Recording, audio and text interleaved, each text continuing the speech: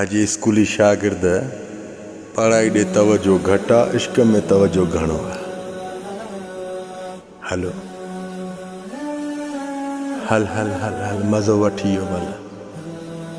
अहिड़ो मज़ो ईंदई जंहिंमें सॻी माउ जी थन बि यादि ईंदई। यादि रखो ये जवानो, दुनिया अगर एडी भली हुजे हा न त माउ जे पेट मां रोंदो ॿार न निकिरे हा।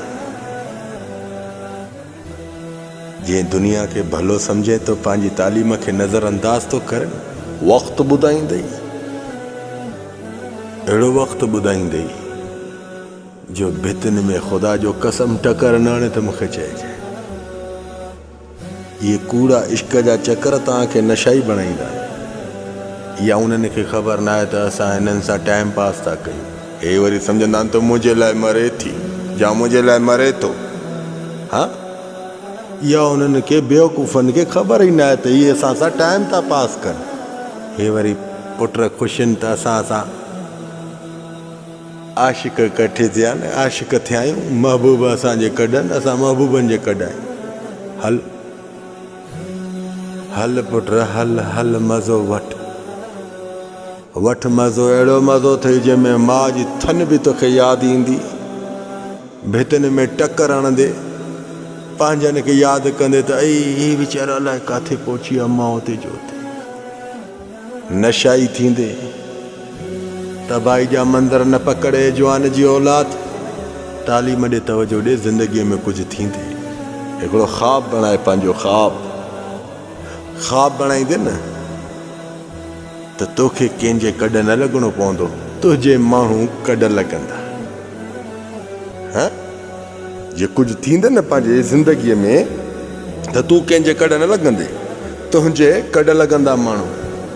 ख़ुदा जो कसम ग़लति ॻाल्हि नथो कयां। पढ़ाई ॾे तवजो ॾे, पंहिंजी क़ीमती पढ़ाई ॾे, फोकस ॾे मुंहिंजा सोना। पढ़ी कुझु थींदे त इहे इंसान तुंहिंजे कॾ लॻंदा, इन खां वधीक तुंहिंजे कॾ लॻंदा, तूं इन्हनि जे कॾ न लॻ।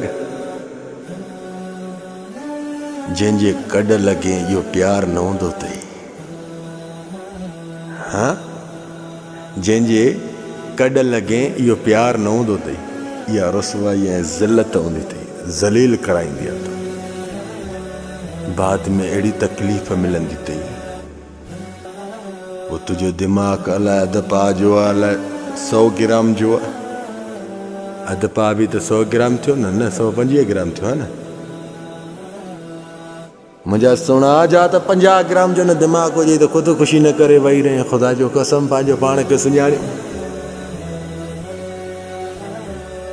पंहिंजो पाण खे सुञाणे। मुंहिंजा लफ़्ज़ तव्हांखे अबे अमड़ बि न ॿुधाया हूंदा,